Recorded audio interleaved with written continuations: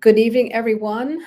Um, my name is Carolyn Curtis, and I am the CEO and the founder of the Carob Company. And I'm so excited to be able to be back with you again tonight. We have had an incredible time over the last few weeks as we have looked at a number of topics, those topics including racism in medicine, varied providers for obstetrical care, how to begin and start a healthy pregnancy, things to watch for during the pregnancy, signs of labor. And now we're dealing with the postpartum period. Last week, we talked about the normal changes that you can expect for mom during the first 6 weeks after she's had the baby. This week, we're going to talk about normal changes that you can expect with the newborn for the first 6 weeks. And it will be such a joy to watch this baby grow. Over time, you're going to see the baby grow not only physically, but also developmental changes that the baby will have.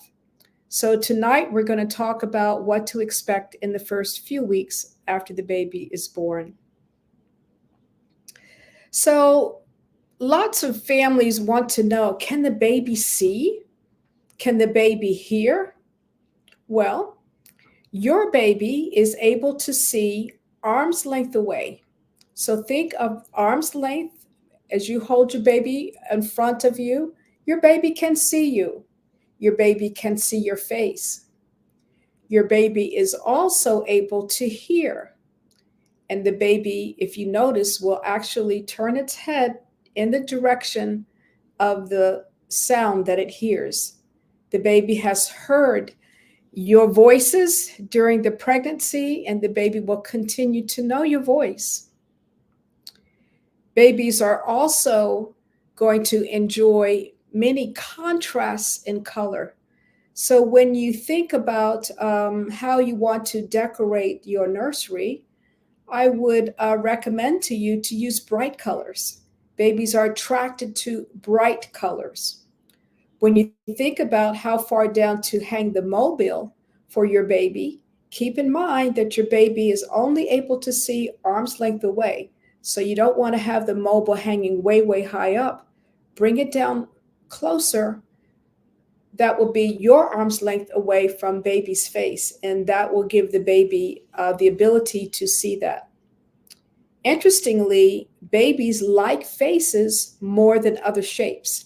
And so if you show other shapes, the baby is going to prefer your face over other shapes that might be around the baby. Notice that the baby is able to hear. Babies will have a hearing test done. We chatted about that just a little bit last week, that a hearing test will be done on your baby on the first few days after baby's born with the pediatrician. So if you were to notice that the baby does not seem to hear, then you need to be watchful of that and bring that to the attention of your pediatrician if you continue to have concerns about that. Now we're going to work from head to toe, just like we work from head to toe with mom. We're going to walk from head to toe with baby. Now, when babies are born, their heads might seem like they're a little misshapen. Keep in mind the pelvis, the baby has to turn and fit through this pelvis. And so therefore, the baby's head will maybe have a little bit of an elongated shape or a little bit more of an oval shape. That will work itself out in time. That's just normal. That's how the baby needed to kind of fit through the pelvic area and through the vagina, all of that. The other thing that you may notice when the baby is first born is there might be some swelling of the eyes. Again, this is due to the birth process. So do not feel concerned about that. That will straighten itself out over the next couple of days. You will notice on the baby's head that there may be a soft spot towards the front and then a little towards the back. The one in the front is usually a little bit larger than the one in the back. So these are soft spots. Again, this allowed the scalp to be able to form and to shape itself as the baby moved through the pelvis. So those are normal things. That soft spot is very tough skin. You do want to, of course, be careful with your baby. Totally be careful. However, you can still shampoo over that area. When you shampoo your baby's hair, you want to just massage to be able to loosen up any dead skin cells. It's important for you to shampoo your baby's scalp, massage the scalp so that you don't get what's called cradle cap. Okay. Now, the other thing that we may look at is the skin itself, the overall skin itself. When the baby is first born, it has what's called a whitish coating known as vernix caseosa. And that is the best skin protectant and lubricant that you can buy. I mean, you can't even buy vernix, but it is the absolute best. And as we talked about last time, a lot of families will say, please do not take this off of my baby. It also has antibacterial properties. So if there were any little microscopic openings of the skin as the baby moved through the birth canal, then the vernix helps to provide healing. So some families will say, just leave the vernix on. Um, no, don't wash it off. Just leave it on, and it will come off in time. Okay. The other thing that to notice is that the baby overall will generally lose a little bit of weight after it's born, and this is very, very normal. Why? Well, when the baby was inside of you, you did all the work. You kept the baby warm. The baby was not eating. The baby was drinking, gulping. Baby does have bowel movements inside, which we don't want to see. That's what we would call meconium staining, when the bag of waters is discolored with a greenish color. So babies are not normally having bowel movements inside. If their bowel movement is there, it indicated a period of stress for the baby. So baby is not doing these things on the inside of you. But now that the baby is out, the baby now has to do a whole lot of activities that it had not done before. These activities are going to include keeping itself warm. Baby is now eating, needing to digest, needing to poop, needing to do all of these things. And this takes up energy, and energy will use and burn up calories. So the baby will have a little bit of a weight loss. However, it should gain that weight back within a couple of weeks. Okay. So don't be overly concerned. Know that this is a normal thing. If, with your feeding of the baby will be able to gain its weight back. The other thing to also now look at is baby's feeding. We also talked about how the baby's stomach is small. Therefore, baby is not going to be able to take down 4 ounces or 6 ounces or 8 ounces of a bottle. The baby's stomach is small. They're little. They're little ones. And as their stomach, since their stomach is little, they can only take in so much. So they will be feeding every 2 to 3 hours. So you all will lose sleep because this baby is going to wake up and the baby will want to eat. And in a couple hours, this will be the same thing again. But this is normal.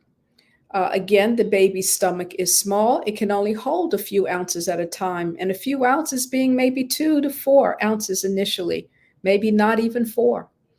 And then again, the baby will wake up, want to eat again. This process will go on as the baby begins to grow and the stomach gets to be larger. Then you will start to then have longer periods of time in between each of the feedings. It's normal for babies to sleep a lot. And what do I mean by a lot? Babies will sleep anywhere between 14 and 17 hours a day when they're little. And then, of course, as they grow and get older, beyond that 6 weeks a period of time, They will be able to sleep for longer periods. One is they don't have to eat as frequently, so uh, they can sleep longer. So that's something to watch for, is the baby will sleep. Now, if you're having trouble waking up your baby, then that will be a concern to bring towards your pediatrician. I want to also say is that if your baby, particularly newborn, goes over a period of time, 3 hours, don't be afraid to wake up your baby to let the baby eat. We want to regain back that weight that the baby has lost at the time of birth. And so we want to regain that. So don't have the baby sleeping for 4 hours and not having had anything to eat in the first few weeks. Over time, that's not going to be a concern. And you can check with your pediatrician in regard to this advice. Now, the thing that I want to talk about too is with bowel movements. The first few bowel movements that the baby have will be a very dark greenish, somewhat of a tarry bowel movement, sticky. That is called meconium. And as the baby is eating, breastfeeding, or with bottle feeding, however you're choosing to feed your baby, I will tell you that I'm an advocate for breastfeeding. You will notice that there will be a change in the stool color and consistency. It will turn from this darkish color to a yellowish color stool. And for babies that are breastfed, sometimes that stool may be more softer. Let's see. So these are things to watch for with your baby's stool as well.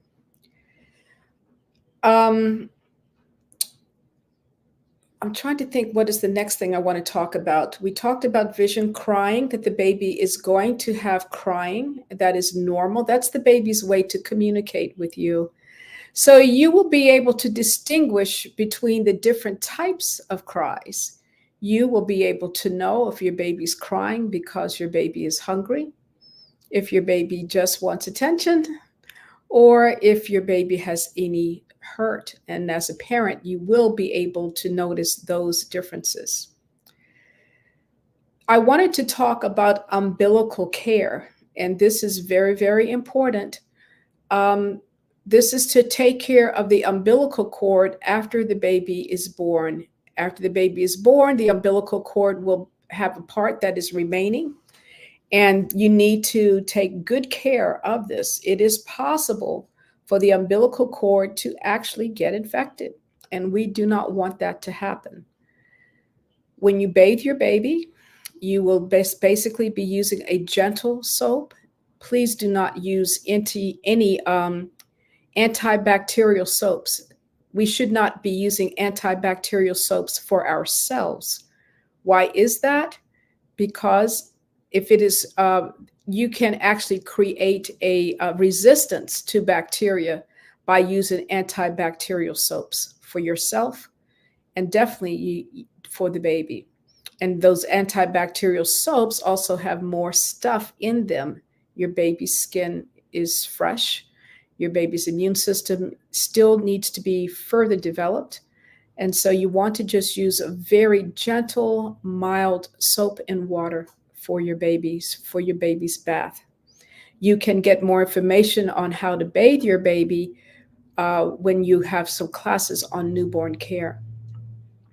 But for the umbilical cord, when you clean your baby, you want to look at the bottom part of that umbilical cord where it's going to be attached to the skin. You want to, after you've bathed your baby, you want to clean that area 3 times a day with alcohol. Use some alcohol on a Q-tip or alcohol on a cotton ball and just dab it around. Do not pull or tug on that umbilical cord at all. What you will notice is that this umbilical cord over time will dry up and it will drop off on its own. And this might take about 2 weeks for that to happen. You want to do the alcohol application about 3 times a day. You want to make sure that when you have the diaper on your baby, that you place the diaper folded down underneath of the umbilical cord so that there's room for circulation and air to be in that area. You do not want to see bleeding. You do not want to see any sort of discharge. No odor. If you have any of these things, bleeding, discharge, or odor from the cord site, umbilical cord site, then you need to be in touch with your provider. So these are, the other thing too is temperature. Your baby's temperature should remain normal. If there's an increase in the baby's temperature, what is an increase in the temperature? If the temperature is above 100.5 is the temperature. You want to be in touch with your provider. Again, infection can happen around the umbilical cord, and other reasons that infection can occur. So these are normal kinds of things that you can expect to see with your baby. Be aware that if you were to have your baby at home or have your baby in a birth center, often what usually happens with that care is that there's a home visit that is done by the midwife, where they're coming in and checking on mom and baby. It's also possible that you also can have a nurse practitioner or pediatrician who may make home visits. Now, that's going to be a great luxury, and it will be hard to find, but it's possible that there may be some who will do home visits. If not, then you will need to take your baby to the pediatrician if you've had your baby at home or in a birth center within a few days after you've had your baby. So these are the normal things to expect. And this is what I have for you tonight in terms of newborn care. I'm excited to let you know that I'm going to be launching my coaching program called Mastering Pregnancy and Birth. I will be having free webinars on Tuesday, tomorrow, Thursday night, and Monday night of next week. Please invite your family and friends to participate.